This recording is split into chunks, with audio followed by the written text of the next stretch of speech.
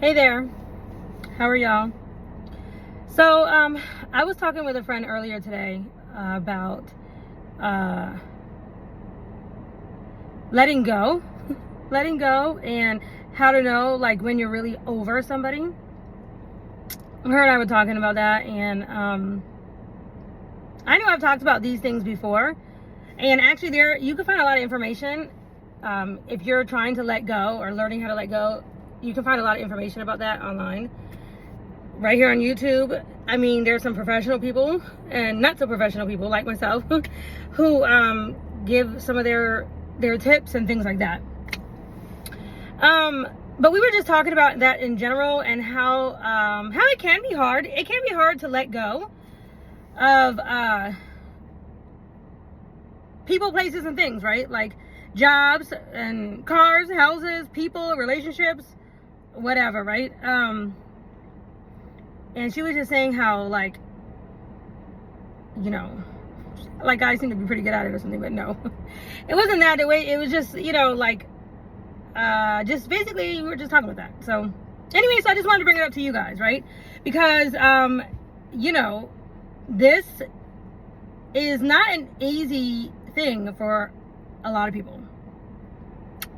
But, you know, here's just what I've got to say about that, right? This may not help anybody out there. I don't know. But, you know, I figured since we were talking about it, and this comes up quite a bit in different conversations that I have with different people, you know, especially with relationships, right? I figured, you know what? I'm going to do another video about it, okay? Because it's good to have different point of views, right? So, you know, first of all, I think that, first of all, when you have lived enough life, like when you, and it doesn't really have anything to do with age, right? When I say when you have lived enough life, I mean when you've had enough life experiences where you had to let go, or you were forced to let go. In life experiences, that's what I mean. Life experiences, whether that be through loss, because you've lost somebody in death, and you literally had no choice whatsoever. You literally had no choice whatsoever to get over, okay, somebody. Okay. Whether it be family or, you know, friends, close friends, or a mate, right? If you've had experiences like that, that puts you at a new level in your ability to be able to let go. And that's just that's life experiences, right? If you've had some of those experiences, more than one, that kind of gave you some practice right there, depending, you know what I'm saying? So if you've had that experience, you could have had those experiences young in life. You could have been somebody who was like in your teens or something, who lost a father or a mother or parent or somebody like that, you know, or somebody close, and you had to experience loss. Sometimes it turns into abandonment issues, right? Depending on how young that situation happened and depending on the type of support you got, right? But nonetheless, life experiences kind of push you along at some point, usually, to help you to be able to get over people, or, you know, how to move on from things, right? So here's the other thing. If it's not life experiences, well, here's another angle to the life experiences. Let's say specifically getting over somebody in a relationship, like getting over somebody in a relationship. And sometimes you learn how to let go from that actual person, right? And I don't mean because that person up and left you or died. But let's say you were in a relationship with somebody and the whole relationship was toxic. If the whole relationship was toxic, basically overall toxic, like that person was constantly, and I'm not saying, I definitely haven't experienced this right here, but I've experienced different parts to these types of things, but I've also seen this with my own eyes with my friends. I've seen this in other relationships. But like, let's say if that person was constantly cheating on you or constantly gone, let's say he worked out of town all the time, this guy was always on the road or something like that. You know, like they say, perfect example is like people who work like truck drivers or things like that, who work over the road and they're not home every day or every other day or whatever, and they are just they leave their spouse or significant other or whatever, or the family, whatever, home a lot, and there's many years of this type of them being gone or cheating, or maybe, you know, maybe they had to, you know, do some time or something like that, you know. But in any case, the letting go process started in the relationship with that person being physically gone, right? With that person being just physically gone, like not in front of their face. Okay, the relationship may have still been like technically together, either on paper or even like, you know, like you would say, okay, I'm with him or whatever, but that person is like not in your space, not in your house, not in your atmosphere anywhere, right? And so you had to be forced to deal with the absence of that person, right? And likely the letting go process, so the feeling of letting go, started during that time. During all that time while that person was MIA, gone, missing, MIA, right? That is like where you started to practice the art of letting go, okay? Because you were forced to do things on your own or to be away from that person, and basically you started probably building a life without that person, right? Like you probably, you know, you just learned to, you know, whatever, get a job, move on, you know, whatever you did, you know, make decisions and things without that particular person. So you were like forced to be put in a situation where you're doing everything on your own. And you hear about this a lot too, like when people, I've heard my friends, different people who said things like, when their man, he worked out of town all the time, and when he came home, they didn't know what to do because it was like they were used to making all the decisions themselves or used to doing things on their own. And like when he came back, it was like, they had to like get back into the mode of, you know, like asking him his opinion or whatever, right? Okay, so that's like another way that you'll get thrown into the motion of letting go, where you start learning how to let go, right? Okay, so there's that. Then there's like people like me, and I actually met somebody this weekend at my friend's house. We were getting ready for a funeral, and there was a lot of family and people in the house and stuff like that. But I met this younger man. He was a younger man. I was actually pretty impressed with him. Because he said something to me that I never heard. I've never heard any man say this to me, but I've also never heard anybody say this to me in response to what we were talking about. So I was doing makeup and stuff for my clients and friends. But we were having a conversation, and he was talking about, he was talking about what he finds interesting in the opposite sex and females, what he finds interesting about us or whatever, and the different things he's learned or whatever, and how he just, he enjoys relationships basically. But what he said in particular, which caught my attention because I've never heard any man say this, and much less very few people say this. I mean, unless I bring it up, right? But that he was saying how, basically he was saying how sometimes how he just he likes to people watch. And I know that's not a new thing. Like, that's not a new thing. That is not a new concept or a new thing, okay? But that anyway, I forgot why we were talking about that. That's what we were talking about, basically just relationships and what he likes about the opposite. I don't know how it actually came up. But anyway, when he said that, it was like, what?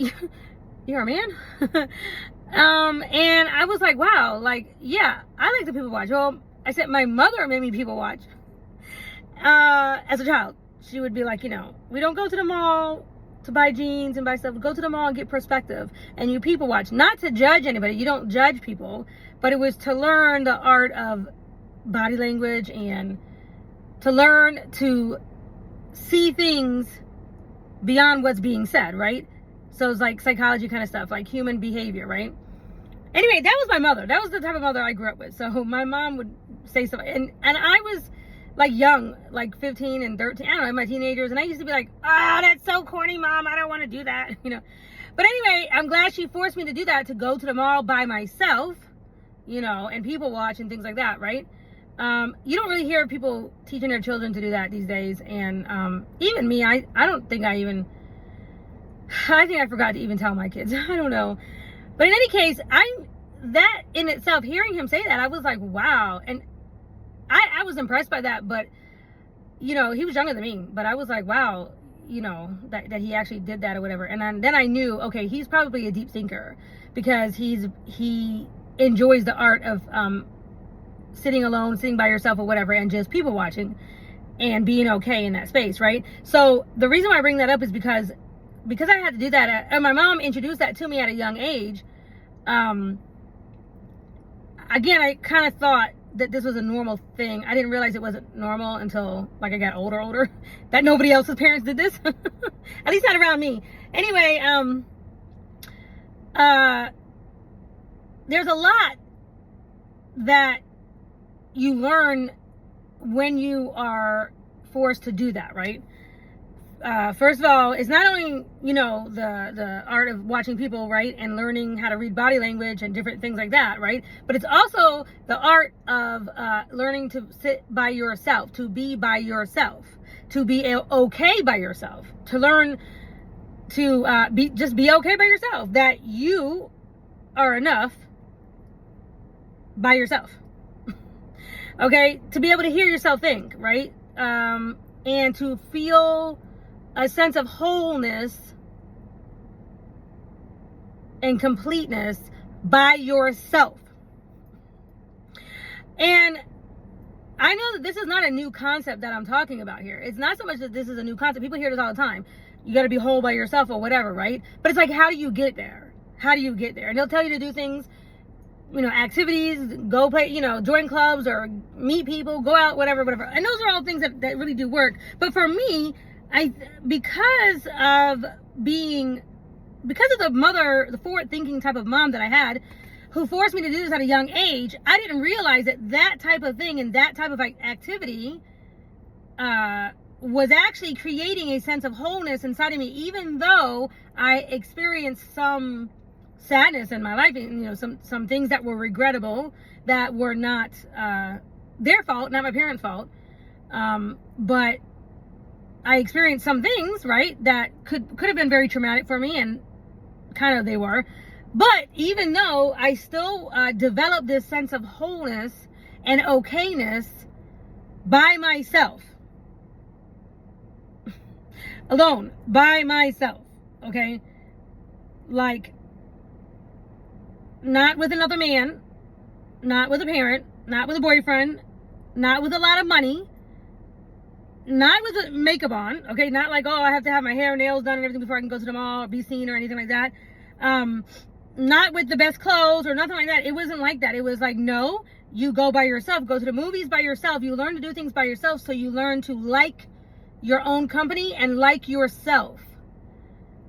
Now, if you are doing shiesty things by yourself, bad things, evil things, things you shouldn't be doing, okay, then, you know, you may not like yourself. Okay, if that's what you choose to do when you're by yourself. Because when you're by yourself, the way my parents taught me, the way I was raised, was you're never really by yourself, okay? You're never really alone, because you always have God with you. God is always with you, okay? Jesus Christ, his son, and God, and you can always access him through prayer, right? So you're never really alone. You're never really walking by yourself. And my parents, especially my daddy, used to always say the angels see everything. The angels are watching everything. You might as well put on a good show for them or whatever. But everything, that Jehovah, God, Jesus, sees everything. Okay, so you're never really truly alone, okay? But anyway, okay, so this was how I was raised. I hated it, I definitely have grown to appreciate that my mother did that for me so much, because I have been in situations and I've experienced things that, from what people have told me, what I've been told from other people, friends, family, things like that, they have said to me like that it would take them out. They're like, oh, it would take them out. I mean, believe me, there were times that I thought I would be taken out, like I felt like that, but the strength and the inner strength that comes from developing your core personality and developing that inner strength, that time that you have by yourself to develop your personality, to develop your likes or dislikes, your interest, your feelings on certain things, to talk with God, all of that, right? All of that starts to create and define the person who you are. Or you'll hear it said in the Bible, the secret person of the heart, right? Who you are on the inside. Because there's nobody else around you influencing you, right? It's just you, yourself, and I. What's that song go? Me, myself, and I? Okay, so that gives you a sense of inner strength, right? I know plenty of women who have this. I actually know of women who have this about them, right? But I know of a lot of women and a lot of other people, men and women both, who don't have this. And this right here, what I'm talking about, is really the primary reason why they hold on for dear life to even bad, toxic situations. I mean, a bad situation, a toxic situation, a bad relationship, something that's like literally not even for their good. Like it's actually working against them. They will hold on to the relationship because of this right here. They cannot fathom being by themselves or sitting alone, whether it be in a house, or whatever, just in life in general. They have a hard time thinking and foreseeing a life like that, like by themselves, and feeling whole and happy, because they never had to. They never had to do that. They weren't taught to do that. They don't know how to do that. And they don't have a strong relationship with God either. They didn't really develop that. They might believe in God. They might go to church on Sunday or Bible study group or something like that, but they don't actually talk to God, and they don't have a sense or feeling that God is actually with them. Or as my mom used to say, or my mom likes to say, he's sitting right here next to you in the car, or he's sitting right here next to me in the couch. Like he's right here with us. Okay. Like that's how I was raised, that God was real. Right. And so that feeling of lack, or that feeling of not knowing, of scared to be by themselves, right, is the reason why they'll hold on to a bad relationship or a toxic relationship, or one that's just not, that's working against them in some sort of way, right? They'll hold on to it. Like, even if they don't like each other, even if they don't want to be around each other or whatever, that person might even, be gone all the time or whatever, but they want to just hold on to the title, or, or just hold on to the idea of like, oh, I'm married or whatever. It's like somebody out here wants me. Okay. And so, that is like, that's the main thing. Okay. That is the main thing that I see. So there is people, a lot of people have abandonment issues. And I'm not going to say that I am not one. I mean, the thing is, I don't really have abandonment issues really per se, not by my parents, but my grandparents, I was very close to my grandparents, and they left suddenly to move back home to their state home in North Carolina when I was young. And that created a sense of the rug being pulled out from underneath me. And it did create a sense or a feeling of being abandoned, if you want to say, because, it was sudden, and I missed them greatly. I mean, I went to go see them every summer, and, the very first airplane ride that I ever took was to North Carolina from Florida. It was the first, when I turned 18, I hadn't actually been on a plane until I turned 18. And when I moved out the day I turned 18. I flipped my mom out, but anyway, I didn't go far, but The very first plane ticket I bought was to North Carolina to go visit my grandparents on my own. Now, again, my parents, they never kept me from seeing my grandparents or anything like that. I saw them pretty much every summer until I got to be a teenager. But then when I moved out, I went to go visit my grandparents on plane, like on the plane. And that's how close I was to my grandparents. I mean, I was very close to my grandparents. And I think about them every single day. Not one day goes by that I don't think about them, right? I was raised with them, so, and my mom and everybody, which is also helped me have a good sense of self-esteem, because I was the center of all their worlds. I was very fortunate in that way. And so I felt very loved, right? But that feeling of them leaving suddenly, it kind of created that type of a feeling. Though I knew they didn't actually abandon me, there was still that feeling of the rug being pulled out from underneath you, and that's kind of that feeling. But my mother, being the forward thinker that she was, and always presenting the shadow work that she was going through or whatever to me, so that I just always had these different techniques and different life concepts and things like this, always in my mind as just an everyday part of my life. And I realized that I was exercising and doing things that was strengthening my inner core, right? So that I could stand on my own as an adult. And I'm thankful for that, because that's the number one thing that I see that a lot of people have a hard time with letting go, is because they don't like the idea of being alone, right? And so much so that they'll not let go of somebody else until they have secured another partner. It's like the thought of actually having to be alone without a partner, a partner,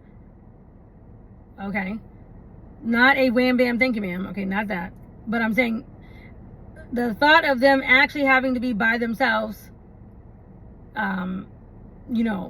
without another partner that's already procured or whatever, it scares them. And most of the time they won't move on and let go of that relationship until they do that. And I know that men and women are different. And I know that men will typically have somebody else that they might be having that adult activity with, right? And they want to secure that type of thing. But just in general, men and women, a lot of times, they don't move on until they have somebody else. And so they're never having to feel that void or feel what it feels like to be by themselves, or to not be partnered up with somebody, right? So this is where the activity of learning to sit by yourself and people watch,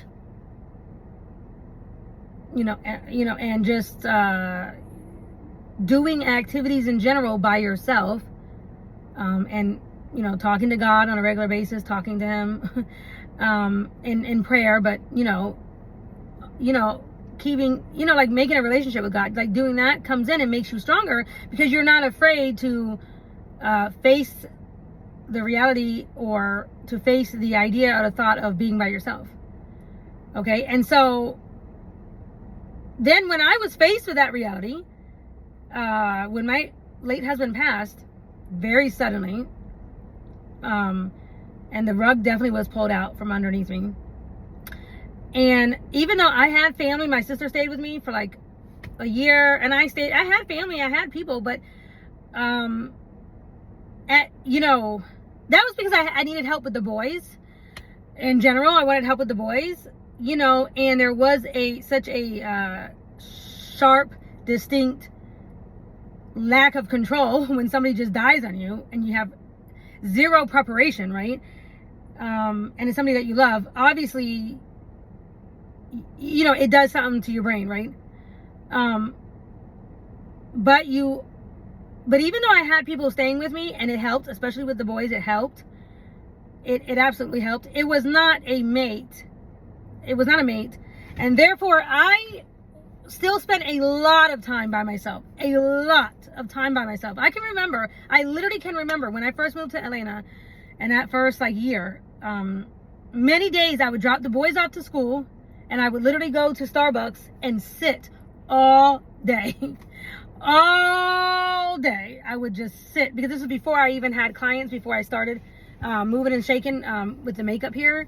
Because when I moved here, it was 6 months after my late husband passed. So I just needed to literally, I can remember thinking like I just needed to work things out, I just needed to work everything out. My feelings and what had happened and everything. And I was okay with that alone time and quiet time. I needed it, and so I'm sharing that because it's like, how do you know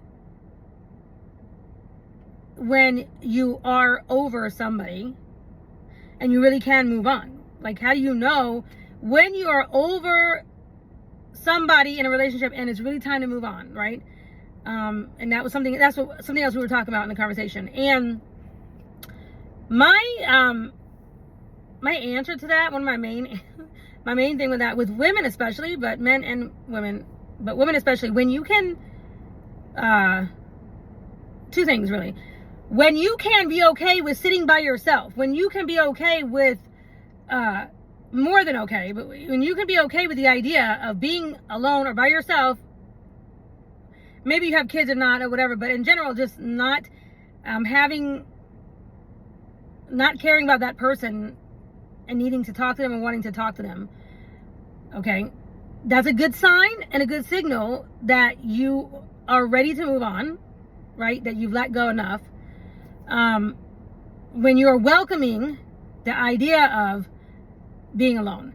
So it's kind of like, I can do bad by myself, right? So like if you're in a bad relationship or one that's like not going well or whatever, and you're thinking to yourself, I'd rather be alone than being with this person who's causing me all this trauma, drama, issues, situation, whatever they're doing, okay? Or whatever the toxic nature is between the two of you, whatever. If it's like, you know what, I'd rather be by myself, and you can start to think like that, right? And you start to welcome that. That's a pretty good sign that you are, that you have let go. That you have let go. And especially when you can start to think like that when there's no argument. Let's say this person let's say he works over the road or he's out of town all the time, and when he does come home, y'all argue. It's toxic, right? It's toxic over the phone when he's gone, and it's toxic when he comes home or whatever, right? Let's just say that. So for example, okay, and no matter what, but let's say you go through a down period where there is no arguing or there's no nothing going on, and you're still thinking to yourself, even though there's nothing happening at the moment, there's no argument or anything, but that you're still thinking to yourself, I'd rather be by myself. I'd rather be in my own place, or I'd rather be anywhere but with him, or in a relationship or something like that, or in their house or whatever. Okay, so in other words, like, you're not saying that in response to an argument. You're not saying that basically as a response, as a pain response, okay? Because when you're in an argument and you get mad, or when that person does something, says something or whatever, and it's been hurtful, okay, and you get angry and you're like, I'm leaving or whatever, right? That is a angry response. And anger is nothing but pain, okay? It's nothing but hurt and deep pain. And most people's natural reaction is to run from pain, right?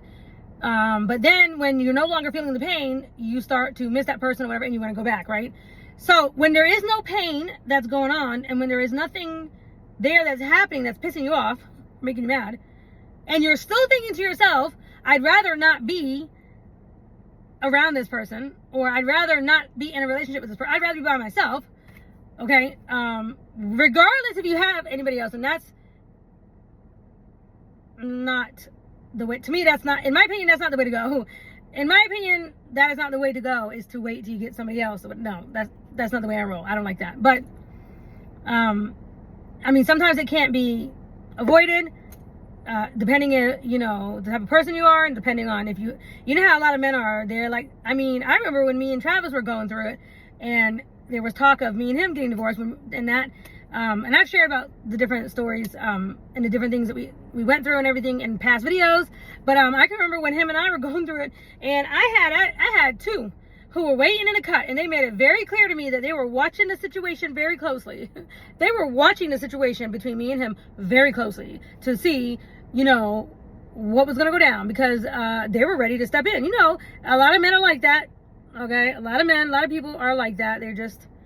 They had their eye on you since whatever year or whatever, and you know, so sometimes it's not avoidable. It's not avoidable. But anyway, the point is that when there is a lack of drama, a lack of situation, and you're still thinking that in your heart, then you know, okay, yeah, this relationship is probably over, or it's probably time to go, because you literally are not even desiring to be with that person. But on top of that, even when there's nothing stimulating you, making you angry, you still don't want to be with that person, right? Like, it's like you just don't really want to interact with that person, right?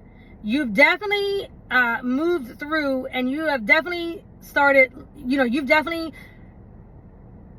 by hook or by crook, right, whether by choice or not, started to move through the letting go process, the process of letting go, right? And you are probably ready to move on, okay? Because you're starting to really think like that, right? And that's just a big indication and a big indicator that, you know, it's time to let go, okay? And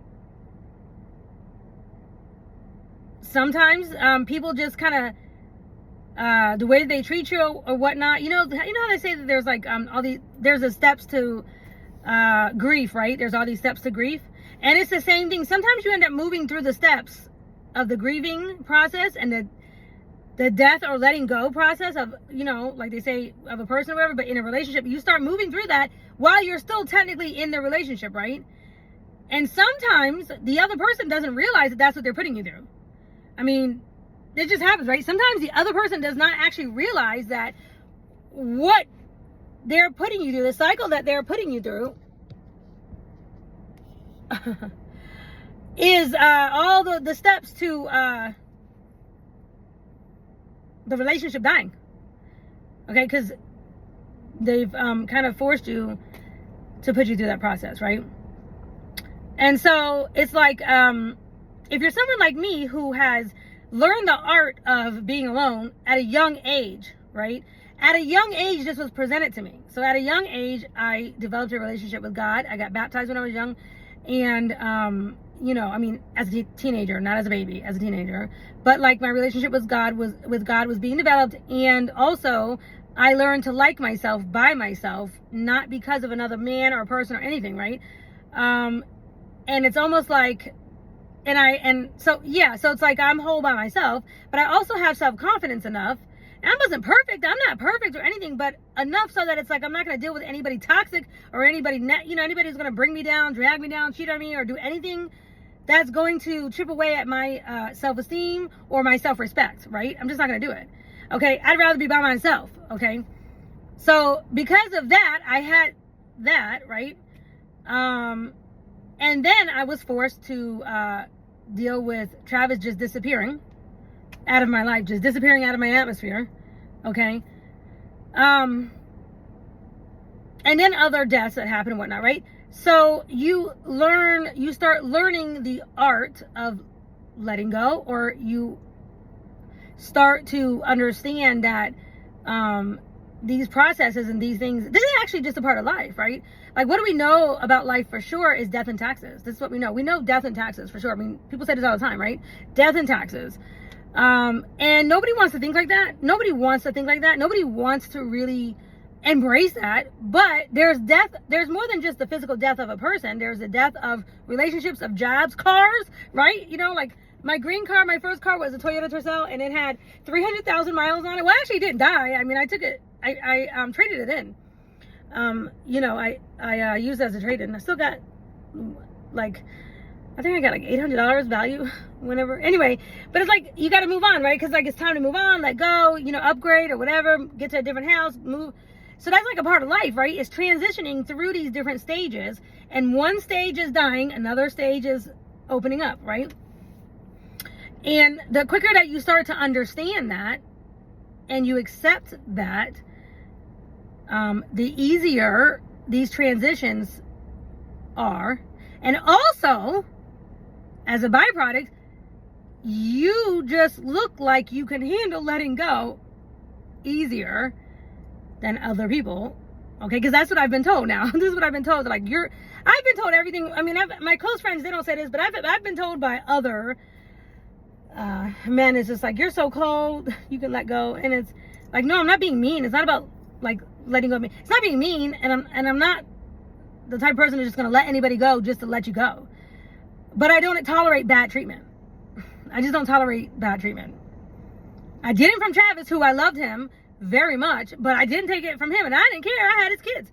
I had his baby, and sure enough, he was sure I was not going to stay with him with bad treatment. And he knew that. He knew it back then. It don't matter. It's just who I am as a person. I'm not scared to be by myself. I'm not scared to be by myself. I'm not, that doesn't freak me out. That doesn't, I have friends, and I have lots of, close friends and people that I've had friends for years, and that group been friends for years and years and years. But like, that doesn't, having a bunch of friends or not doesn't mean whether or not I can actually, or whether or not I actually want to stay by myself or not. Like, if I had a lot of friends or not, it's bad treatment, right? It's like, either the person has died, which is what I've experienced, right? Or if the treatment is not good for whatever reason in any relationship, whether it's work or a relationship or a friendship or whatever, if it's not good, or if it's toxic, or it's not going to do right by me, I'm not going to stay. I mean, I never did. I never was, because of the fact that I've always been the kind of person that I like myself. I'm good. I like myself. I'd rather be by myself. I'd rather be doing life on my terms and, whatever. It's just that I've always been in a relationship. Okay. And it's, that's just kind of like how it's happened for me, because I was married and with one man for so long, 17 years of my life. And then I had that 5-year period, and then I got remarried and was 6 years remarried. But I had that 5-year period where I wasn't with anybody. But I also moved out the day I turned 18. And even though I was technically dating Travis during that time, we were not living together by any means. We broke up twice, but we were not living together. Okay. And I didn't know. I mean, I felt like in my heart that, we loved each other and we'd probably get married, but like, that getting married to Travis was not a stipulation or a reason for me moving out on my own. It's like, or whether or not I had Travis or not, I still plan on moving out and trying to be independent, whatever, at 18. Back then it was easier. I mean, I remember my rent was like $400 or something, or $300 or so. But anyway, the point is that I just wanted to live life. I was just ready to get going with like life. I don't know. So what I'm saying is that it's the way that I was raised. Okay. And the love that was put into me as a child, that gave me a foundation to stand on my own 2 feet, with or without a man.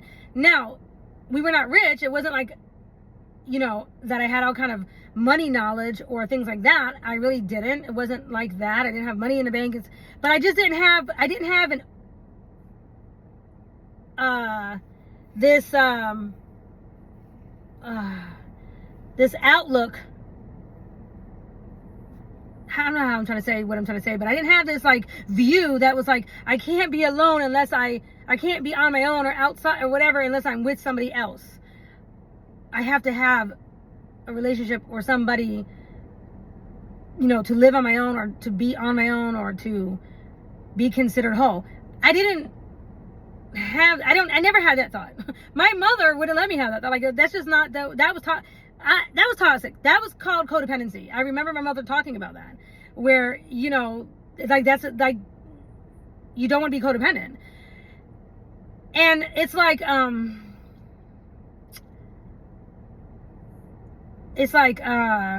okay. And so I was actually talking with another friend about this same type of thing. Him and I were talking last week, actually.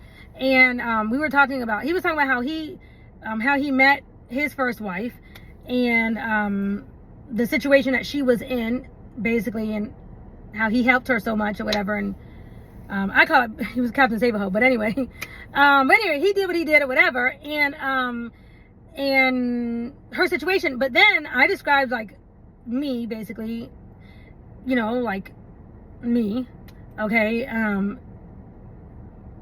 In many ways I could be in like the same situation in many ways or whatever, but I was showing him how, look at the energy that I carry, in general as a person, the energy that I carry and how I present myself, which is much different than the energy that she presented herself with, right?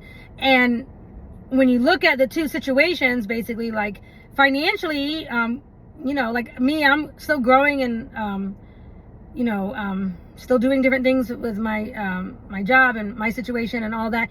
So there's like a financial outlook in your financial health, so to speak, or whatever. But then there's like who you are, how you present yourself, and like who you are. If you're confident, if you're confident, or if you're reliant or needing somebody else, whatever, like how do you like who you are, what is the energy that you carry? You like desperate, you need somebody or whatever. And so I was sharing that with him, like, just look at the situations were very similar as far as maybe financially, or maybe like where we were or whatever, like different things, right? But it's all in the energy that you present yourself as a person, right? If you're a whole person, you're gonna come off that way, right? And if you are confident, things like that, that's just how you are gonna be. And if you're not, and if you feel like you need a savior, if you feel like you can't live without a man, that's how you're gonna come off. You're gonna come off that desperate and codependent, and like you can't do life without somebody else, right? And you're gonna have a harder time of letting go, and you're gonna be in a more desperate state, and you might inadvertently attract somebody who maybe will take advantage of that weaker state that you could be in, right? Because they might see in you like, okay, not only does this person need, now I know every man wants to be needed and wants to feel needed and desire to need it or whatever, and that is not what I'm talking about, because I certainly need a man, but not for some of the same reasons other women do. Okay, I say I need a man, but like, you know what I'm saying, like not for the same, like people laugh at me when I say like the things like squishing bugs for me, reaching things, certain insights I don't have. I'm not a man. I don't want to be a man. I don't ever want to change a tire. I just don't, like there's certain things that just feel like are a man's lane, and that's the way I was raised. Is like, that's your lane, this is my lane, and I don't want to step over into that lane. So just, I need to find a male person to be in that lane and do all those things, right? Now, a lot of women are not like that. Some women will do all those things. I just don't. And that's where me being raised in a 2-parent household, they were married. This is where that's just my outlook. It's like, well, I'm not gonna be desperate. I'm not confident. Like, I'm not gonna accept any bad treatment. But I'm also not gonna jump over into that lane over there and do all the things that he's supposed to be doing, or some male is supposed to be doing. Whether I have to hire a male, or whether I'm married to one, or whether I have a boyfriend or something, right? Okay, so it's just different though, right? Some people they want a man, or say they need a man, is because they can't be alone. They don't want to be alone. They don't want the idea of being alone in general scares them or freaks them out. They can't do it. They come off as desperate, right? And those type of women have a hard time of letting go. They will let that man get away with doing everything wrong, being toxic, doing all kinds of stuff, whatever, not showing up, being inconsistent, and, just whatever, bad treatment, that could be wrong or whatever, or not good for them, because they want to hold on to that person, even though that person doesn't even really love them, maybe very much, or maybe he doesn't even say I love you. You know what I'm saying? Like, there may not be any real love there, but she might just hold on, and he knows that because she don't want to be alone, right? Okay, and so that's what I'm saying. That's what I'm not. I'm like the opposite of that. Okay, I am the opposite of that, because I was just raised different, and so but more than that, it's just I actually like who I am. I like who I am by myself. I don't do bad things. I don't do scandalous things, or things that are against the law. Okay, when nobody's looking, or at night, or you know what I'm saying, like I'm not a scammer. I'm definitely not a scammer. I'm not, no, you know what I mean? Like, I actually like who I am. I like my integrity. I like my my boundaries. I like I actually like who I like. In other words, I would want me for my grandparents I would want a me for my grandparents, or for, if you have an elderly family member, or children that, I'm babysitting children or whatever. Like, in other words, because I know I'm an upstanding kind of citizen, I'm not going to do anything crazy, right?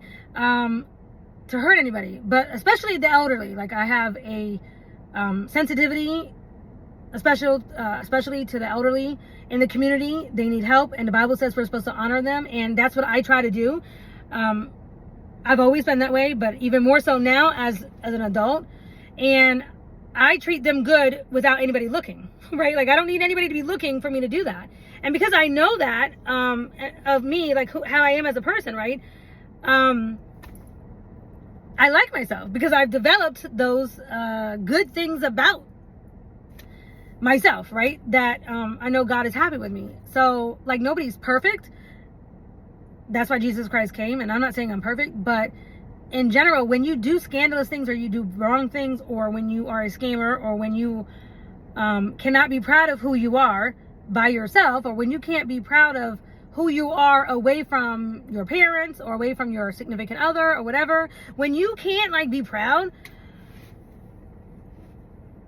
you're chipping away at your own self-confidence, and you will harbor that type of a feeling where you are, when you don't like yourself, then you're going to attract somebody else who kind of mirrors that, or is only going to think of you on that level, if you know what I'm saying. It's hard to explain. I'm not a psychologist, but you know what I'm saying. So you don't want to, it's like you'll attract somebody who will see that in you, and they'll say to like, they might be unconsciously saying to themselves, unconsciously, well, you can't get no better, or you're not going to get no better. You're nothing without me. You'll never be anything without me. Whether they said it to your face or not, or whether they're saying it, whether they even unconsciously know, like, they just know, like, this person needs me because she's broke. She's broke, so she's going to need my money. So, I can treat her however I want to treat her, because she ain't going to leave me, because also she's scared to be alone. Okay, and that's where I think some men might make the mistake with me, if we've ever, dated and it didn't last long, or if I was in a relationship with somebody who, maybe even had a ceremony and it didn't last long, or whatever, is because there were some sort of misconceived ideas about me. I don't give off that energy at all. But sometimes you just run into people who think that they can just take advantage of you or whatever, and they think you're going to just take whatever. Some women do. Regardless of money, for me personally, regardless of the money I have in the bank, regardless of that, I have God. So I already know he always is going to look out for me. He's going to always let me know what steps to take. My faith is in him. My faith is in God. And so, like, yeah, I don't stay stuck in situations with bad, anybody with bad treatment, bad intentions, or anything like that. And so what I classify as bad treatment is abusive speech, cutting, or any kind of speech that's going to try to cut down or chip away at your self-confidence. Narcissists especially are good at that. Yeah, any kind of yo-yoing, any type of yo-yoing, emotional yo-yoing, up and down type of thing. Weirdness like that, for emotional control, for some sort of control. I mean, nobody says that that's what they're doing, but that's what they're doing. That's what they're doing. I don't stay around with that. It's like, I love you one day and the next day I don't love you, or just different personalities. One personality might be cool, might be good, and the other personality the person decides to show is like a completely different personality. Any other toxic trait. Forget hitting, because I've never dealt with physical violence. Never. I never would. I never will. And anybody I was ever with would have one opportunity to do that to me, and that would be his last one. He better make it right. He better make it good, because after my clap back in that moment, I'm out. Okay, I'm out. That's just, to me, that's like, yeah, I definitely don't tolerate that. I definitely don't tolerate any type of physical abuse. But that would definitely be on the list of bad treatment. Or a serious, deep lack of fulfillment.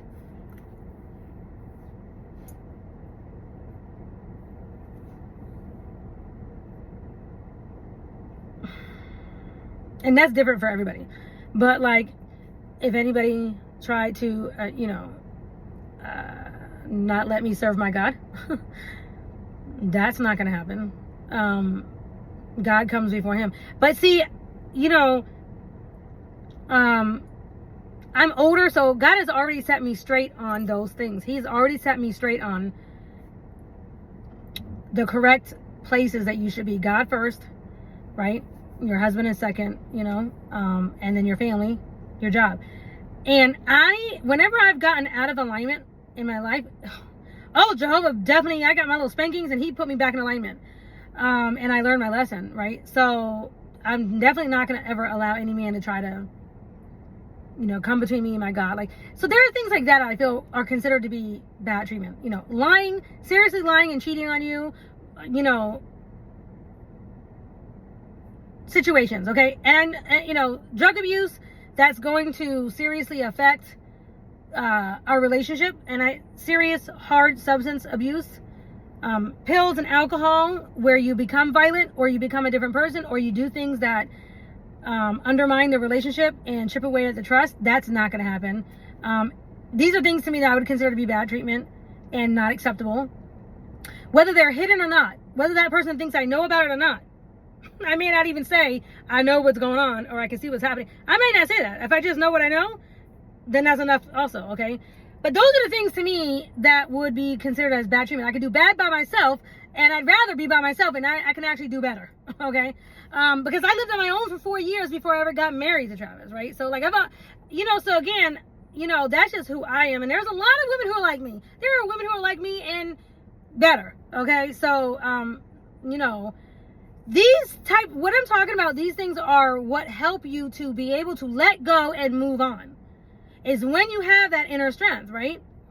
Now, a lot of times what happens is people who have gone through serious death or bad treatment in relationships, if they don't let go properly and they're not all the way whole, they'll hold on to the hurt and pain and then they carry that into the next relationship. So you are projecting onto that next person. I've been the brunt of other people's projection. I have definitely been the brunt of that, right? But it's somebody who is unhealed, who has not actually completely let go of what has happened in their past. For example, AKA, you get with somebody new and right away you're like, I don't trust you.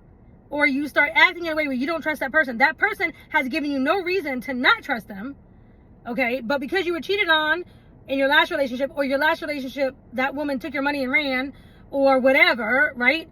You'll start throwing that out and casting that projection onto this new person who has not done that. Okay? That can be verbal abuse, emotional abuse. It can be, depending on how bad the projection is, right? But even if you're not saying it, but you're thinking that and you're moving in a way like that, it could still undermine the relationship and be very toxic. And it's like, how do you really let go of that? Well, it's called shadow work and things like that, but maybe you don't need to do shadow work so much from your past of your childhood, but like just from the last relationship, you got to like gut all that out, right? And start fresh with that new person. And when you have a sense of self, right? You have your own goals, you have your own things that you're working on in life, desires, goals, aspirations, things that you want to get done, right? You work on those things with or without having a relationship, right? With or without having somebody there, these are things that you want to get done, okay? And they keep you very busy, right? They can keep you busy so that you can help you to move on and move through a past relationship, right? Or an old relationship, or your last relationship, right? But it also helps you to build confidence in the person that you are. So it's good during those times that you're doing your own thing, right? If you can take time and reflect, right? And it's like pull the experience and the nuggets of knowledge and the experience, what you learn from the experience, and it's like you can file that away. And if you need to pull back from that experience again, you can. But until then, it could stay there, because when you meet somebody else or when you meet your new person, this new person in front of you is literally, you have to be ready for the new life experiences that this new person is going to like bring into your life. And you have to want that, right? You have to like, or you should be excited about the experiences, the memories, the hopefully good memories and things that you're going to create with the new person in front of you. And only kind of like dig back in the past or past relationship, good or bad or whatever, in that filing cabinet when you might need that life experience or that learned experience or whatever nugget that you might need in that moment. But otherwise, it's like you're going to create new over here with this person, right? But if you're carrying all the baggage in with this one, you're just going to probably have the same outcome, and you're going to end up frustrating him, her, you, whatever, both of y'all, and a relationship probably won't last because you're carrying too much baggage, negativity, whatever, into that next one. Okay, so I'm saying that to say, it's like you probably know you are ready to move on when you can embrace your next relationship in that way as a completely new experience.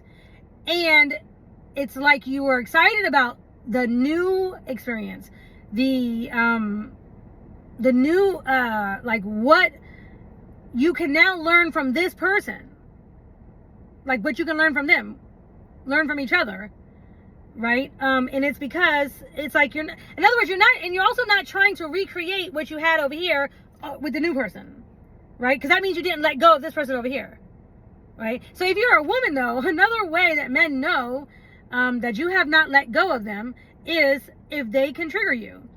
If that man can trigger you in an argument or with anything that he says, if he can trigger you into a reaction, you know, make you get upset, you know, or, you know, scream, throw, or whatever, you know, or just in general, if he can trigger you into a reaction, then he knows that you're not over him, right? Because we all know that when you have no knee-jerk reaction from the person in front of you,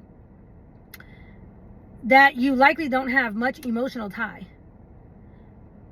Like you're not emotionally hung up on that person. I think most people know that. And if you don't, well, I'm letting you know. I'm saying, like, if you are wondering if you are really ready to move on, or if you're wondering, you know, if you should move on or whatever, like if you're in a relationship with somebody and they can't emotionally trigger you at all, I'm not saying they should, because I don't think that that's good. They shouldn't try to. But if that person doesn't evoke any emotion, love, or something, it's because you're emotionless to this person. You've become numb to that person. It's likely because the relationship has gotten toxic and you have grown numb to whatever they're doing or whatever they do that's, you know, toxic or whatever. And you are pretty much, you know, you're ready to let go because they can't trigger you. They don't trigger you. Now, on the other hand, you shouldn't be triggered. You shouldn't overly be triggered. Now, there's different types of triggering, okay? Because everybody is going to has their trigger points, okay? And to sit here and say that nobody has their trigger points would be a lie, okay? But, you know, some are more toxic than others, and some things are just, you know, going to always be there. I'm going to give you an example. I remember watching the Wakanda movie, and when what's his name? You know who I'm talking about. When he died, though, you know, because I remember bawling and crying and bawling and crying, being so sad at the end of the movie. And I remember at first I was like, well, why am I being so emotional? I didn't even expect it to happen. But I realized that the tears, at some point I realized that my tears were not actually even for him, but for Travis. And the main reason why is because Travis was a big comic book fan, and what is it, DC? You know, like, he was a big comic book fan. All of the comic book characters, you know, like the Hulk movie, all of them, Superman, all those movies he was big on. And so anyway, he would drag me to all those movies and stuff, and it always reminded me of him. And that's really what was happening, is I was associating the movie and the experience and everything more or less kind of with him, and the emotion that was coming out was actually triggering me to for my sadness of losing Travis, right? And so there are times in life, and there are things that are just you're going to be triggered, but there's triggered like that, or there's triggered like toxic, like you trigger me and I just want to like throw something at you. You trigger me and now I just want to, like, you know, scream and hit you or whatever, right? And that depends on the person, right? Because I can tell you right now, two different women or men or whatever, but like two different women can respond to the same exact treatment or action from a man and respond differently. You know, it's like, you know, let's say a man says, you know, or a woman catches her man cheating, and one woman wants to respond by, you know, biting or kicking, throwing, and being physically assaulting, okay, and you know, breaking his stuff or slashing his tires out, or, you know, just all kinds of toxic ways, okay? I don't know, you know, if, you know, just thinking that, you know, maybe, I don't know. Anyway, there's that way of responding. Or there's the way of responding that's like, there are some women who might be like, you know, like, that hurts, and be very honest and open and sincere about the feeling, and maybe even cry, and just literally sincerely share the hurt, and then also proceed to pack up their stuff and say, okay, we're done. Clearly you're happier over there, or whatever. And that woman doesn't actually even respond in a, you know, she doesn't have to throw anything. She doesn't have to break anything. And she is okay with letting down the walls, right? And just expressing, like, this really hurts, and this broke my heart, and I'm really sad, and crying or whatever. And, like, you know, in response, you know, in that way, okay, like, now I'm going to leave you. Okay, I don't know, whatever. But the point is, like, it's more of that type of response, right? It's like, what's the difference? The difference is one woman who's probably immature and young and immature, or emotionally immature, thinks that if she causes the same amount of pain that he just caused, physically or whatever, to, you know, try to get a reaction out of him, that it's going to A, alleviate her of some sort of pain, and B, control him from doing the behavior, like cheating on her or whatever, right? Which is not at all the case. Usually a cheater once will usually be a cheater more than once. Usually, not always, but usually. And usually that type of behavior that I described, the whole slashing of the tires and the kicking and throwing and biting and screaming, which I've seen women do this, and you see it on TV, that type of behavior is usually the type of behavior that he's trying to get away from anyway, or why he has stepped out, but whatever. Anyway, it's like, and her walls are up, and so she wants to just show anger and be mad or whatever else she decides to do, right? And that's the difference. One is okay with just sharing and expressing how she really feels, and she is okay with being vulnerable. she's okay with that. She's okay with saying, this hurt me. You really hurt me. You broke my heart. You hurt me. She's okay with crying or whatever else she needs to express. But she's expressive and being okay with being vulnerable about her feelings and what this experience is bringing to her and what she doesn't like about it or whatever, right? And she's okay with that. And she still feels whole with sharing that. She can share her heart and walk away with her heart. She doesn't feel less than and she doesn't feel like she gave anybody any power just because she's expressing herself or her feelings, or like, yeah, I gave you, I was loyal to you and you're not loyal to me. And she doesn't feel less than because of that, or she doesn't feel like,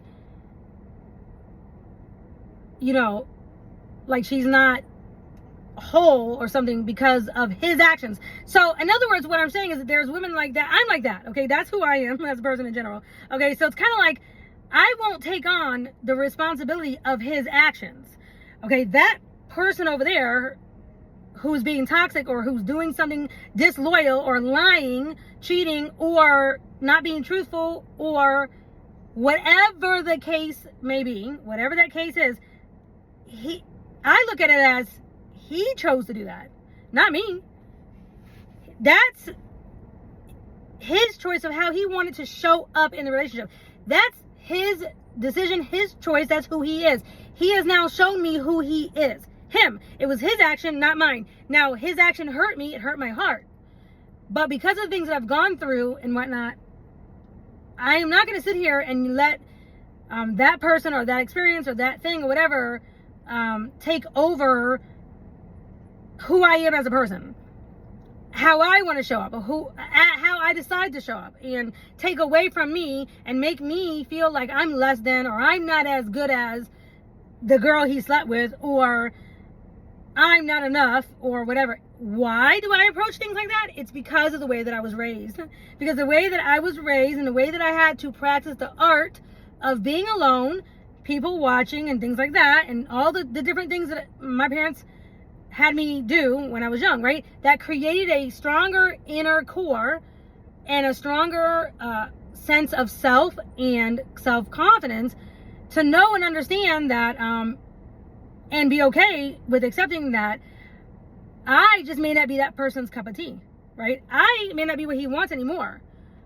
Or I might have done something, and that will be part of the process. I will be like, okay, this really hurt that you did X, Y, Z. I need to understand and know why. And if it was something that I did I make you want to run away or not? Was that just something that, like, does this woman just fall on your lap and do this or whatever? Or, was it just easy, or were you just being a hoe dog or whatever, right? Like, you got to work those things out. But an overall experience of responding in that way, of being open and honest and being vulnerable and not worrying about that experience chipping away at you, and like you're not and you come out of it, the relationship or whatever, or on the other side of that, like, I'm not good enough, he didn't, men are always going to cheat on me or whatever. Why do I have that again? Is because of the way that I was raised, and also visually seeing two people who were in love who didn't cheat. Not that they were perfect, but my parents showed equal interest in each other, and I saw them work things out and whatnot, so I know that it's possible or whatever. So I'm not going to take the one experience of one person or one man and how he decided to show up to be a narcissist, or to have schizophrenia, or to have different personalities, or to hear voices in his head and he want to call me the devil and things like that. Just because I had maybe one experience with somebody like this, don't mean that I'm going to sit here and think that all these things might be true. I might be not good enough for him, or I might be actually the devil. He might be right that I'm the devil because I watch CNN, or because,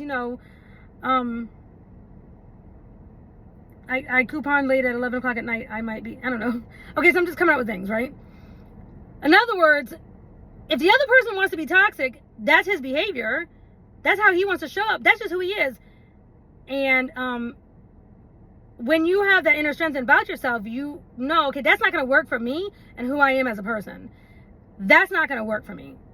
Cheating's not going to work for me. Lying or stealing or not having a conscience, being mean to elderly people. Certain things are like, it's not going to work with me. Like, it's not going to work with me. Or certain things about me is not going to work for him, right? And he might not be attracted to me or whatever. Like, there's something that's, to me, it's more or less of accepting whatever that truth is. And knowing and understand that you are still a whole person outside of that person. Outside of that relationship, outside of those kids, you are still a whole person. This is the same thing that people go through. Mothers will go through this a lot when they have children and their children grow up, and it's like, what do you say? Or when people ask you, like, what do you do? And if, let's say you were a stay-at-home mom or a single mom or whatever for all this time, and it's like, oh my God, and you no longer can say, like, I'm a mom, I have to go run my kids here, there, and everywhere, or whatever, the kids are older, right? A lot of times you might end up just, going right into being a grandmother. You might already have little kids, and it's easy for you to transition into that. But sometimes it's not, right? And it's like your identity was all wrapped up in that person or in those kids or in that job or whatever. Again, I had an identity of who I was before I ever had a man, before I ever had a real job, okay? Before I graduated school, okay? I had an identity and a sense of self and a relationship with God that my parents helped me to form prior to my identity getting wrapped up in anything else. So therefore, my ego cannot play cannot trip me out and play jokes on me, basically, where I want to hold on to a bad situation at work or a bad relationship or a bad whatever, all because my ego is like, well, we're still together, or we're still, I don't want to be alone, or, I don't want to not be married, or I don't want to, not, have the kids because I got to be a mom, whatever. The point is that my ego and my sense of well-being and all is not wrapped up into anybody else. And it never has been. So just because I might be married to somebody and I'm a good wife, and I have learned the art of, and this was definitely something I definitely learned later, of living in the moment, capturing that moment, and enjoying that moment, whatever that is. Loving hard, loving real, loving truthfully in that moment. And that was something I started to learn to do after Travis passed, more and more every day since then. Okay. Like I said, I've said and shared in some of my past videos that I made the decision,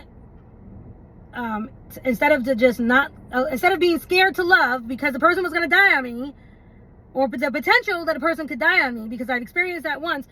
There was a choice. It was either love halfway and have a halfway type of love and get that in a relationship, or go all in and feel the love for however long you actually have that love, right?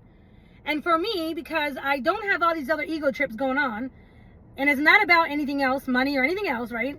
For me, I want to actually experience true love, real love, and in that moment with whoever I'm with, whatever type of love. Like, for example, when I'm with the kids, my friends' kids, they're little and young, and it's because even when my kids were little, I feel like I missed a lot of moments, right? And especially after Travis passed and everything, and I was still going through so much. But now, of course, it's like, okay, I look at it as these are moments and things that I get to capture, that I get to be fully involved and emotionally wrapped up in that moment. Okay, but I don't lose myself in that moment because of one main, because like I shared, the way that I was raised, but also Jehovah God has helped me to understand that it is a lot like, okay, if you're a Bible reader, if you are a Christian, if you're a Bible reader, if you believe in God or whatever, you probably know that we are living in the last days. I mean, you hear people talk about it all the time. We know, a lot of people know we are living in the last days, okay? Because I know I talk to plenty of people who, we all know that. We know the signs of the times, right? We all know the signs of the times, okay? And so, even though you know you're living in the last days, we don't know when the day and hour could be. Does that mean that you sit around and do nothing and sing Kumbaya and crochet and just wait for the end of the world? No. we have to still move forward with our plans. We have to still move forward with life. We still do whatever good things that we can do and produce with our life, knowing though that A, he's always watching us, and B, we want to prove ourselves acceptable and ready whenever that our day of judgment comes, whether that be on that great day or we die. Okay. In any case, we still move forward, right? Okay. God really expressed that to me, like, in other words, you love, like, in other words, you know, choose to love hard, you love in that moment, even though you know that there is the ability that that person could pass away, or you know that nothing is promised. I mean, in fact, what we know for a fact is death and taxes, right? Death and taxes. So, you know, when you enter into a relationship and you love that person on a deep level, and the love grows, the two people, they grow together, and there isn't anything toxic going on, but it's a deep love. It's almost like the inevitable,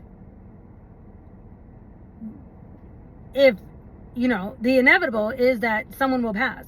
The blessing in that, or that could be, is if you get to live to a ripe old age, right? And you get to live out the majority of your years with that person, and you don't have to do too much time alone. That would be considered a blessing, right? Think about here in Georgia, the governor, not the governor, I forgot, or the president, he was the president, right? Oh, I forget his name. It's terrible. But anyway, you know, him and his wife, the ones that were here, that they were a couple. They were like 90. Was he almost 100, or did he turn 100? Anyway, it was a big deal. And they got to live out their old age together. Y'all know who I'm talking about. I forget their name. Oh, that's terrible. But anyway, they're here in Georgia, but I think he was the president, right? Yeah, he was the president. And but anyway, they did a lot of good things. They did a lot of good things in the time that they were together, right? They you know, they built houses, they did a lot of good things for a lot of good people, right? And they worked together. They always had that sense, and that was a blessing that they got to do that and live the majority of their life together, even in their old age, right? And that's like the best that you can hope for, okay? And that's the reality of the situation, right? That is the reality. And there's people like me who was forced to deal with the reality of losing somebody that you really love at a very young age and at a prime time, with his children, his boys that were very young. And so I was thrust into the feelings and emotions of being a widow, and how to cope with the feelings, and not get caught up or lose myself in the identity of being married, or being anybody's wife per se, even though I had been with him for so long. And I was like, I mean, that was an issue for a little bit, because I can remember it was like, what am I? Am I single or am I married? I mean, I have these kids, and so it was like I wasn't really single. Yeah, I mean, I can remember you know, it was something I definitely grappled with a little bit, you know, like I definitely did have to work a lot of that out, but I did. Nonetheless, I still did it. I had to remember who I was, okay? But Jehovah God, he was the one that gave me that. He was like, remember how I taught you to love me. You love me first. This is God talking. Like, God's like, you love me first. You do my will first, okay? And all these other things will be added to you, right? And you love everybody else second and third to God, right? And we move forward in that moment, and we love fully, because why? People should be able to see God in you, and people should be able to feel God around them, or the blessing of God, agape love, I should say, in their life, if you are a true Christian, right? And so that is the other equation to why I can let go so easy, if you want to say let go. It might seem like it's easy, but you know, it's not like it's just like, oh, I'm just cold. my friend said, it's not that I'm just cold, I'm just like, well, goodbye, like I'm done with you. It's not even that. It's just I've actually taken time and and learn the different, the different things that you can do to let go, but to actually take time to reflect. It might seem quick to somebody else because, for me, it might only be 6 months or 3 months or whatever, depending on how toxic that person was or whatever it is I'm letting go, depending on how intertwined I was with that person, right? And that person might take, 5 years, 7 years, 6 years, I've heard of all kinds of things. And it has a lot to do with who you are as a person, how you were raised, and how willing you are to spend time alone and to actually reflect and to do that inner work, and to accept that a part of life is that death of all things. Literally that is a part of life, like death of all things, not just relationships, but, even like, what did they say? The leaves on trees die every single year and then they come back, right? There is a cycle and just a part of life of things that happen. And some things are meant to stay and they will stay. People and things, right? Some things, and some are just not. Some things are just not. They teach you a lesson, you learn that lesson, and some people need to learn a lesson over and over and over and over again. I don't need to learn the lesson of dealing with a narcissist over and over and over again. I don't need to learn that lesson again. I don't want to learn that lesson again. Okay, so for me, it's like, that was it. That was my one time. I always heard about it, but now I can say I learned it in real time, in action, and I'm done. Like, that's it for me. And if I inadvertently find myself in a situation like that again, it will take even less time than the 3 weeks it took the last time, okay? Because I don't put up with that, right? So I'm going to recognize it faster. I'm going to get out of there faster. It's just not the way. That is definitely not something I invite into my life, right? But then there are people who want to put up walls and pretend and mask, and they don't want to be vulnerable, and they don't want to deal with their real issues, and they want to throw things, kick things, and actually what they're wanting to do is control the other person or the relationship or the job or the whatever. They're doing these things, they're putting up a wall, and they want to control the other person, okay, to act a certain way, be a certain way, or they're going to think that if they yell and scream or whatever, slash his tires, that he won't cheat on her or whatever, or just try to control the outcome, right? It's the same thing with children. Your kids are going to grow up and they will move out and they will move on, all right? And you cannot control everything about your kids. All you can do is present to them, the different options and things in life, the good, the bad, the ugly, and how to make good decisions. All you can do, and pray. And after that, you pray. You can just, teach them whatever you can teach them and pray to God that he just will look after them when they leave, because they're going to leave, right? You can't control who your kids marry and what they decide to do with their life and what car, job, whatever, right? All you can do, again, is just give them, whatever parenting, whatever skills you can try to give them and advice and whatnot. And then as an adult, if they want your advice, they ask you for your advice and they come to you, then you continue to help them and you definitely give that to them.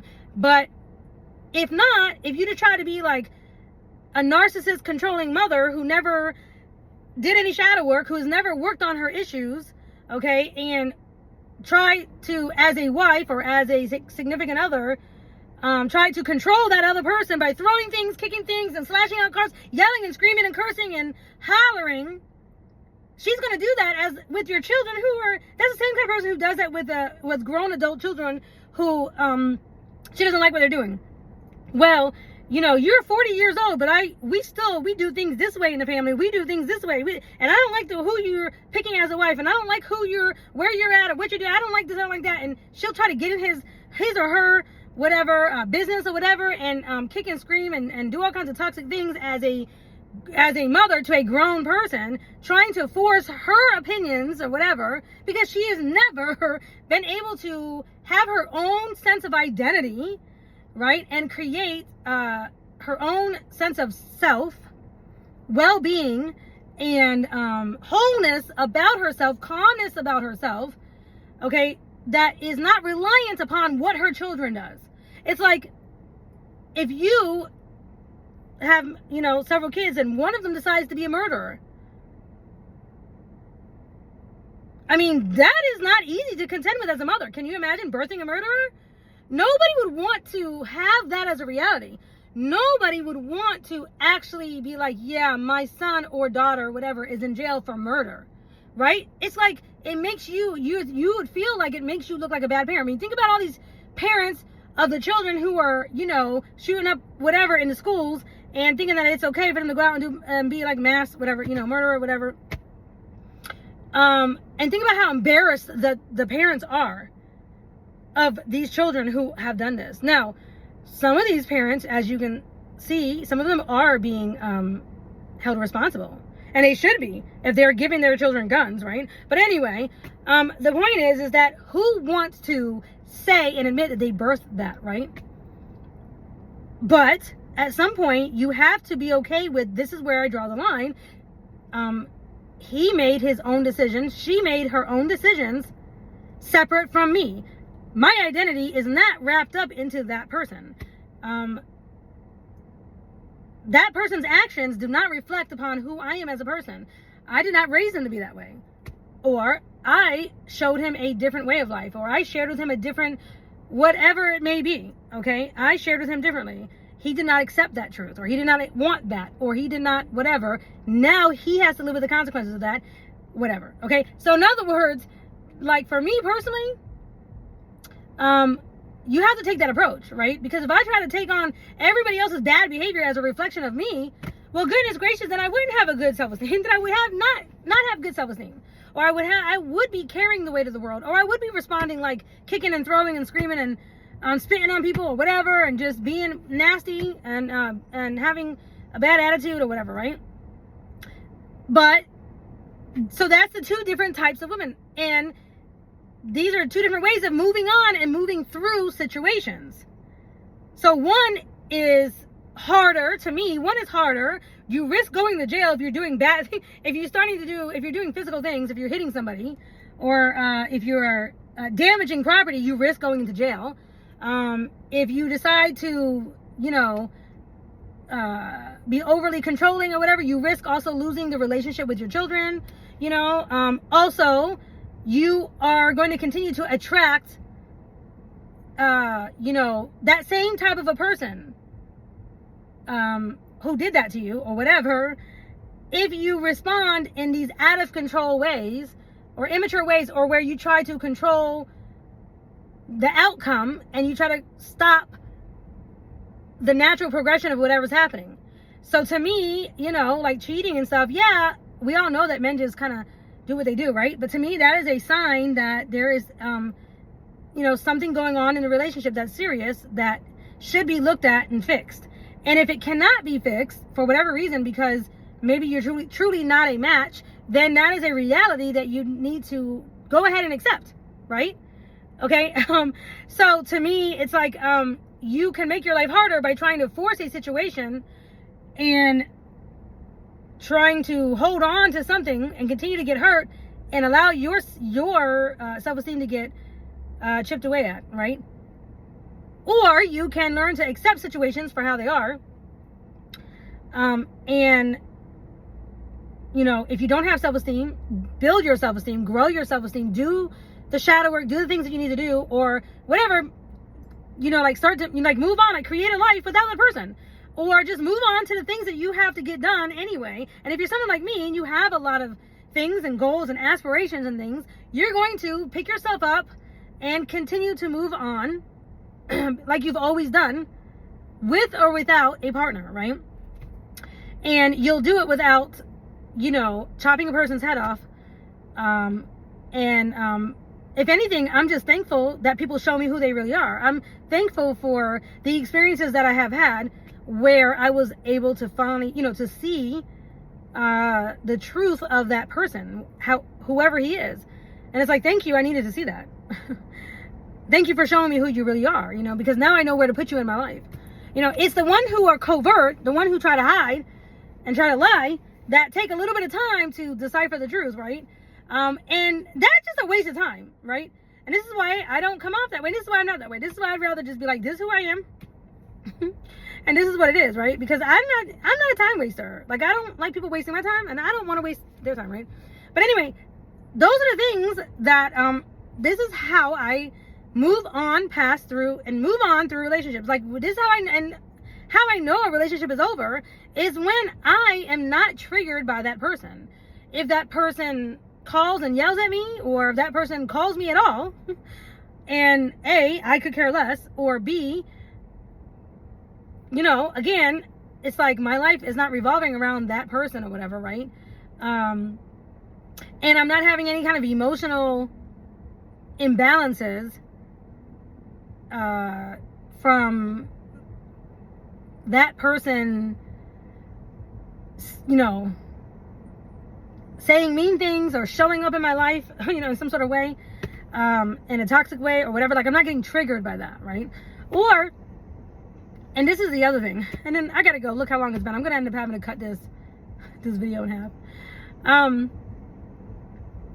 Also, let's say your relationship is not quite so toxic or whatever, but you're over it when you can genuinely see that other person with somebody else and be okay.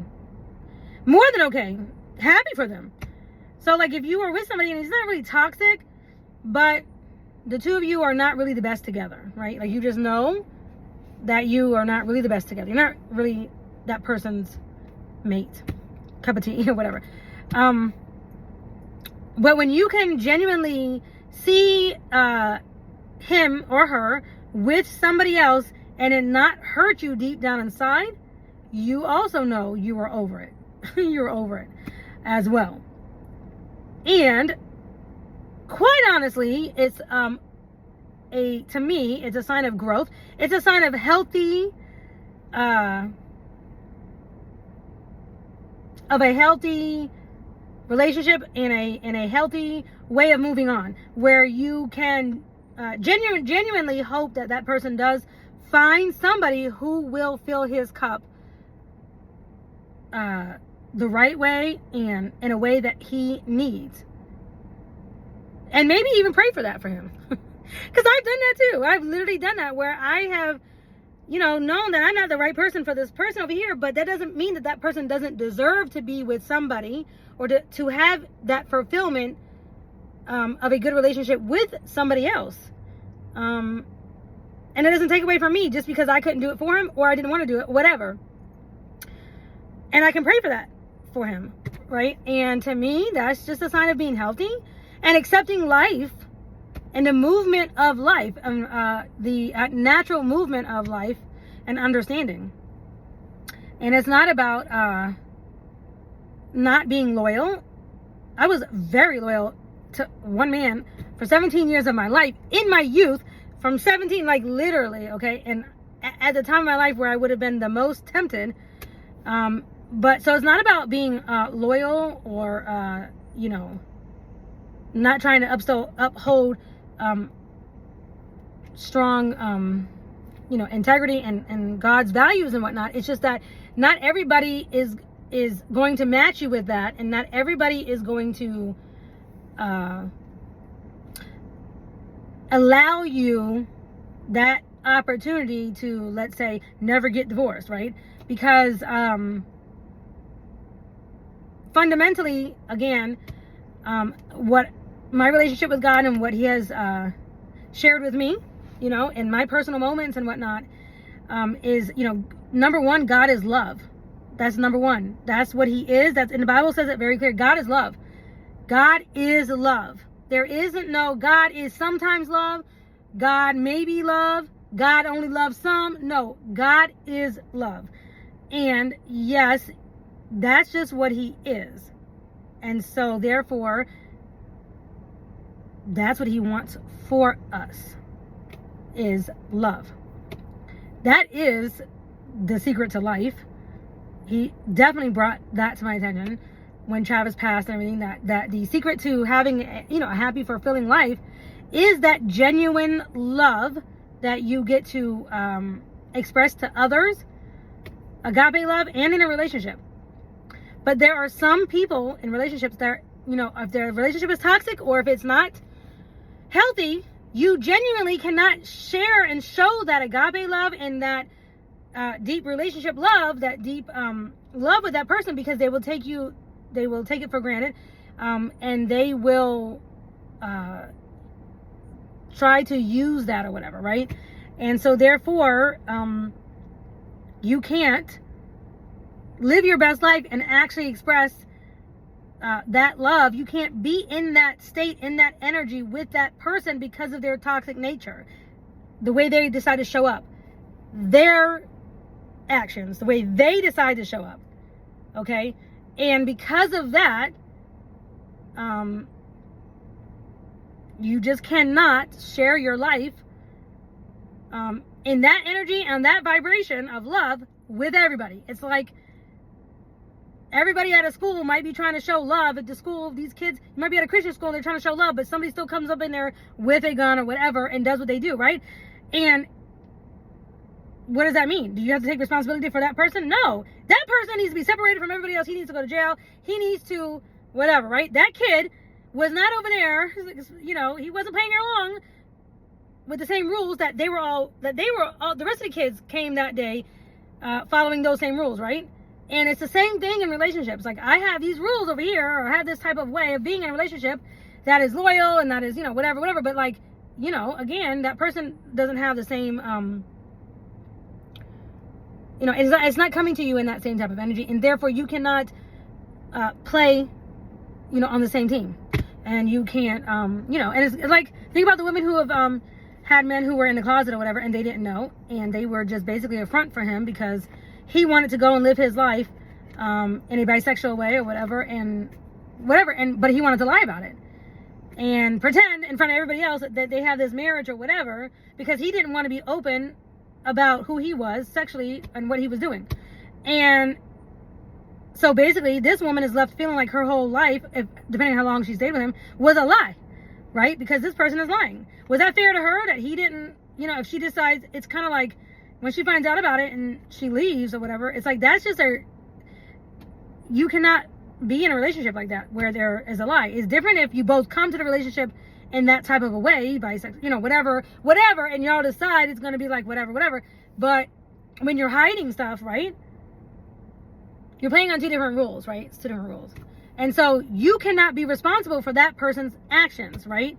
You cannot internalize that. You just cannot. And if you have healthy habits, if you have a relationship with God, if you have a strong sense of self and self-esteem, you won't internalize moving on and letting go as a bad thing or as a problem, or you won't internalize it as your issue. You won't take on other people's bad behaviors and toxic nature and toxic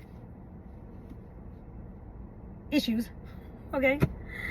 You won't internalize that. You will move through the emotions and the experience the best way you can, and continue on with the things that need to get done, and, you know, and continue to put God in his first place, right? And then the other things that need to get done, right? And you move on with your other goals, which is why it's good to have your goals outside of a relationship, right? Anyway, I've talked way too long about this. That's because I'm a talker. But these are things that literally came up over this past week and a half, with two different people. And we were talking about this basically. And, you know, so it was, you know, brought up to me again, you know, and it's like, well, you're able to move on so easily or whatever it is. No, it's not so much that it's so easy. It's just that I've already accepted certain things in part of life. I've already accepted a lot of these things, and I've already had practice. This is something that I really do hear from women a lot. And men are sometimes shocked when, let's say, they've been married to somebody for 20 years and that woman already, like, they just come home and she's just gone. Or it's like when it comes time to, you know, get the divorce or whatever, and she's like, if she is okay with it, you know, and it's like, what? Like, you just leave me so easy, or you're just so, you know, like, you don't have no emotion. And they don't understand, like, you might have technically been married to that person for 20 years, but 19 of those years you were gone out of that person's life. You were on the road, you were working, you weren't spending time, you weren't building a relationship with that person. A, she found somebody else, which, you know, that's typical, but, or B, she just moved on in her life. She's developed a whole life outside of you. And now you're literally wondering why you literally put her in a position, in a situation where she was forced, okay, to live life outside of you. Okay? And you put her in that situation. So of course, she's going to be okay with, or it's going to be an easier transition for her to move on past you because you were not there 90% of the time, right? I have literally seen that and heard of that and seen that on so many occasions with men who were like, well, I was trying to pay the bills and I had to work and I had to whatever, and they were gone so much, and they take it that, you know, I've seen this, and it's like, men, sometimes they don't understand. Women, most women, value quality time over money. Not all women. Some women are just about the money. I understand that. I'm not one of them, but a lot of women value quality time and just time in general, consistency, to a man making like a crazy amount of money, but he's gone 24/7. Because a woman is emotional, and so a woman wants that, if she's going to be in a relationship, she wants somebody who she can express her emotions to, right? So anyway, that's it. I've talked way too long, and it's about time. Yeah, I have I have an appointment. I still got about 30 minutes, but I figured this was a good time for me to go ahead and do this video and talk about some of this stuff and get this out. Okay, so anyway, bye.